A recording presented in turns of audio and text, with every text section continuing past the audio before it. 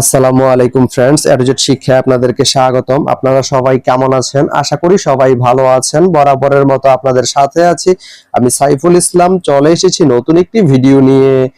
আজকে আমরা জানবো আপনি লাকসাম থেকে আমিরগঞ্জ যেতে কোন কোন ট্রেন রয়েছে, সেই ট্রেনগুলো ছাড়ার নতুন সময়সূচি, বন্ধের দিন এবং গিয়ে পৌঁছতে কতক্ষণ সময় লাগবে বিস্তারিত। আমি যদি আপনাদেরকে ট্রেনের সময়সূচিগুলো বলে দেই, আপনি লাকসাম থেকে আমিরগঞ্জ যেতে প্রথমেই যে ট্রেনটি রয়েছে সেটি হচ্ছে কর্ণফুলী। কর্ণফুলী ট্রেনটি লাকসাম থেকে ছাড়বে দুপুর 12টা 28 মিনিটে এবং এটি আমিরগঞ্জ গিয়ে পৌঁছবে বিকেল 4টা 26 মিনিটে। এই ট্রেনটির কোনো অফ ডে নেই।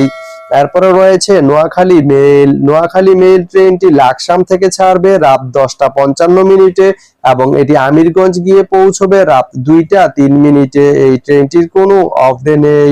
তো আপনি লাকসাম থেকে আমিরগঞ্জ যেতে এই দুইটি ট্রেনের যে কোনো একটি ট্রেন ব্যবহার করতে পারেন। তো ভিডিওটি কেমন লাগলো অবশ্যই কমেন্ট করে জানাবেন।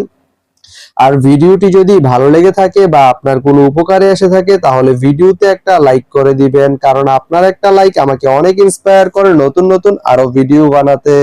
তো ধন্যবাদ সবাইকে ভিডিওটি এতক্ষণ ধৈর্য ধরে দেখার জন্য। ভালো থাকবেন, সুস্থ থাকবেন, এডুজেট শিক্ষার সঙ্গেই থাকবেন।